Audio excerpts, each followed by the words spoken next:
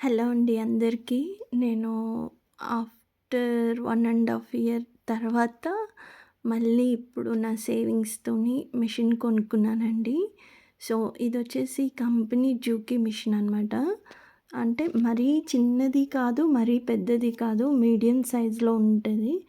So, అయితే దీనికి tool box వచ్చేసి మనకి ఏం రాలేదండి. టూల్స్ కూడా ఏం రాలే. జస్ట్ ఒక స్క్రూ డ్రైవరు, థ్రెడ్ ఎక్కించుకోవడానికి ఒక 3 ఇవి రింగ్స్ బాబిన్స్, తర్వాత బాబిన్ మిషన్ ఇన్సర్ట్ చేయటానికి ఒక నాప్కిన్, ఒక ఆయిల్ టిన్, తర్వాత ఒక చిన్నది మిషన్ ఆయిల్, ఇంతే అనమాట.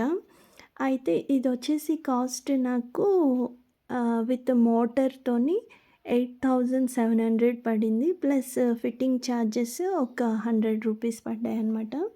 సో, కాస్ట్ వాళ్ళు చెప్పడం అయితే నాకు 9,500 చెప్పారండి. సో, అటు ఇటు కొంచెం డ్యాడీ బార్గెయిన్ చేసి అడగడం వల్ల సో, 8,700కి వచ్చింది.